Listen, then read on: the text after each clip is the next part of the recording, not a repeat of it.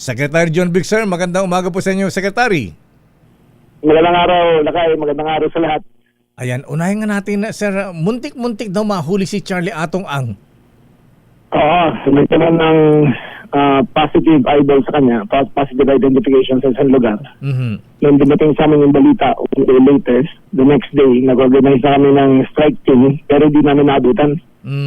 So, at least, mukhang dito pa siya sa Pilipinas. Dito pa talaga. Ayan, bakit napakadulas? Natunugan ka agad, nakapagtao ka agad nung nagpalabas kayo ng team, Secretary, sir?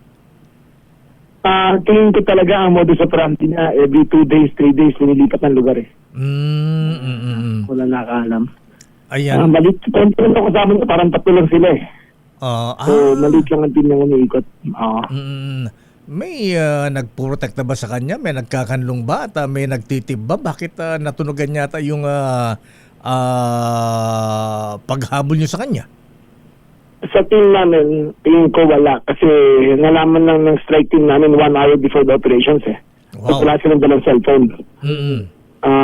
Tingin ko talaga, balik-balik lang siya. Palipat-lipat siya ng lugar. Ayan. Abay, sa Central Luzon nga daw po ba nyo na muntik na mahuli, Secretary, sir? Okay, siguro we were 1 day too late ng pagdating namin doon. Ayan. Anyway, Secretary, isa po ay yung humikay ng sorry dun sa hinuling naghahalo ng simento na nakahubad. Ano po, ha? Nakahubad ng pangitaas. Oho. Kasi yung mga tao natin, nung binigay kayong direktiba, masyadong ganado. Pagka ganado na hindi ko na ng mabuti. Kasalanan ko na yun eh. Kasi dapat ang siyang nagbibigay ng order, dapat klaro ang bigay niya. Siyempre, mga kawal natin, basta sabihin, go lang sila, di ba? Unless clarified. So, it was my fault. I take responsibility. At siguro, basta lalo matiring araw, pupuntahan ko na talaga siya. Ako mismo personal na pupunta doon sa nag-aalog ng simento. Ayan, kinulong ba yung yung hinuli o ano lang? Di naman kinulong, sinabihan lang? Hindi, sinabihan lang. Di na lang sa presinto, siyempre, kasi yun ang directive eh. Diba? Ayan. Pero, yung positive impact nito sa ginagawa namin, bumaba ang crime rate sa 8 focus crimes, robbery, homicide, physical assault, kidnapping. Bumaba bigla in the last 1 week. Pero siyempre, it will be valid after 1 month. Makita namin kasi isang buwan kung may noticeable drop from year on year 2025 to 2026.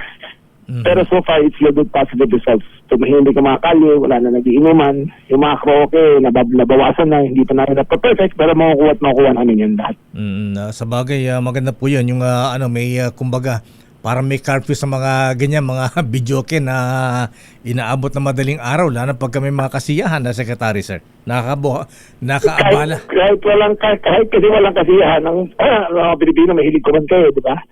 So, basta may makina sila, bibirit na may birit yan. Parang habang nag-iinuman, bibirit na may birit. Kaya ang problema niyan, lalo sa Metro Manila, dikit-dikit mga bahay, hindi na nakakatulog yung mga bata. Ay, totoo po yan. Diba? So, actually, this is about the family. Ang ginagawa namin we have to protect the basic unit of society, yung family.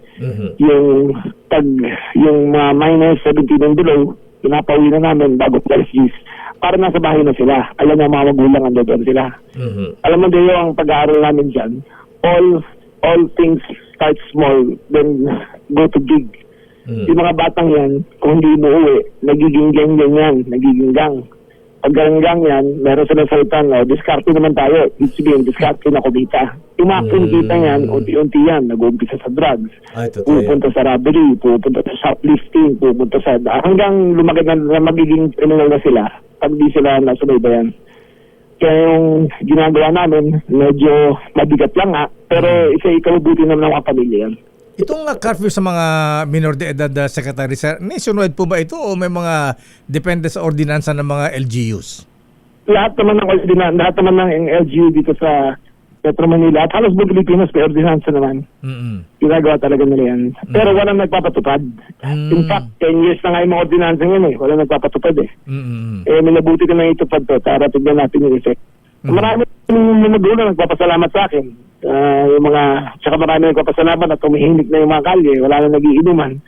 Alam mo, number one source of sexual harassment yung mga nagiinuman sa kalye. Tapos, imagine mo, SM, ang closing time nila, 8 o'clock, 9 o'clock, magti-train yan, pauwi. Pagbaba ng train, maglalakad na, siguro jeep, so maglalakad papunta sa bahay nila. Madalas, ang catcalling, yung harassment, nanggagaling sa mga iinom yan. Totoo Ang yan. number one source of physical injuries sa mga nagiinuman sa kalye. Yung mga magkaharap lang, yung siguro mga 50 meters, 20 meters away, may nagiinuman din. Tapos nagkakalaskan, suntukan na yan, magagalan ng ulo yan, sasaksakan na. Iniiwasan na namin yan. Ang sabi dito, hindi sila mag-inuman, pero sa loob ng bahay, o sa labas. At saka siguro, Secretary Sir, baka pwede ibalik yung, di ba dati, nagroronda yung mga barangay tanod? Parang wala tayo nakita masyadong nagroronda ngayon. Kaya rin maraming nahuli dahil kasama ng pulis yung mga tanod eh. Sila yung nagro-ronda ngayon. Parang ano yan force multiplier ng mga pulis. Magkakasama sila. Ayun.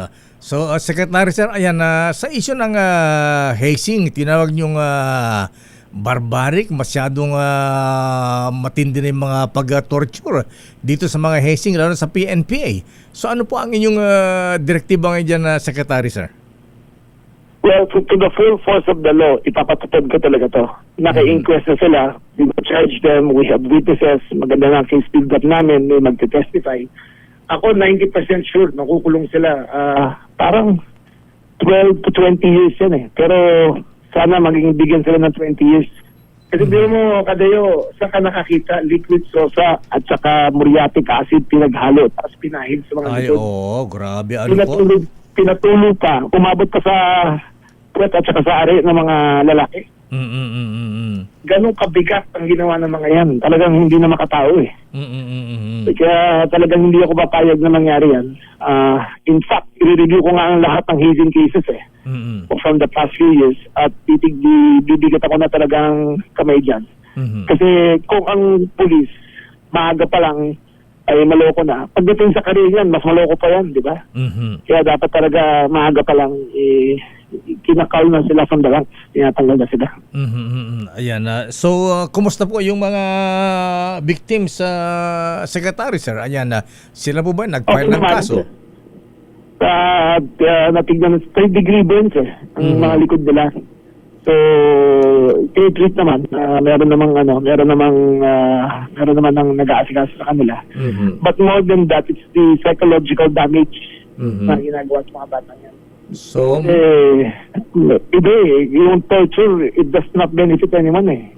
Diba, kawawa naman talaga yun. It doesn't make you more loyal to the police force. It doesn't make you a stronger person. It doesn't make you better. It just weakens you. Tsaka yung mindset mo nag-iiba. Kaya dapat matanggal na yan sa hanay ng pulisya. magkakaroon ba ng reorganization sa mga offices ng PNPA, Secretary Sir, dahil sa hazing na ito? Oo, meron na kaming move para organize. In fact, yung top 1, number 1, saka number 2 ng PNPA, naka-administrative release na sila. So by this week or next week, lalagay na kami ng bago. Ayan. Secretary Sir, ayan, may nagtatanong dito.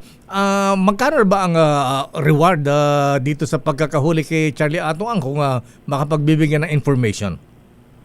20 million. 20 million. Ayan. 20 million. Aha. Kay dating Congressman na Saldico, ano po ang latest, Secretary Sir? Well, nasabit na namin sa PCTC, Philippine Center for Transnational Crimes, at sinabit na nila sa Interpol France. Ngayon, waiting for approval ng kami ng Interpol France para mabigyan na ng red notice.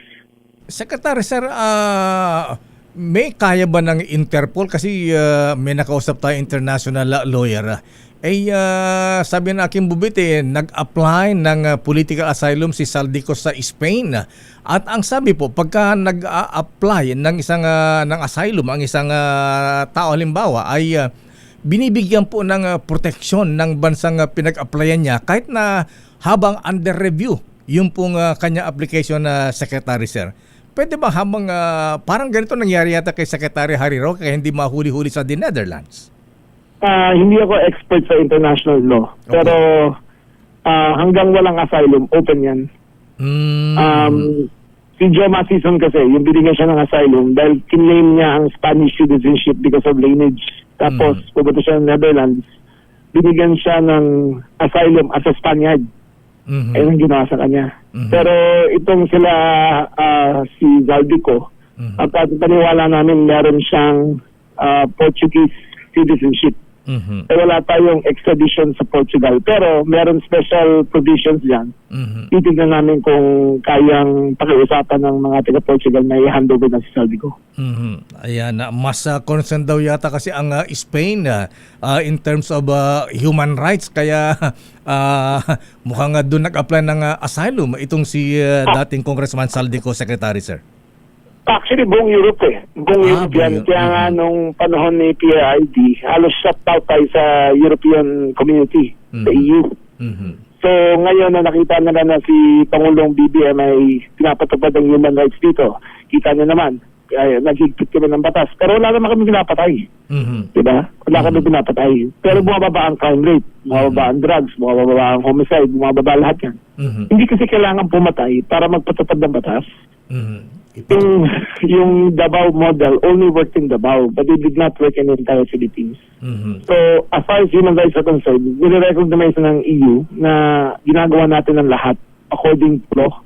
Mhm. Kaya, as far as asylum is concerned, tingin ko hindi bibigay.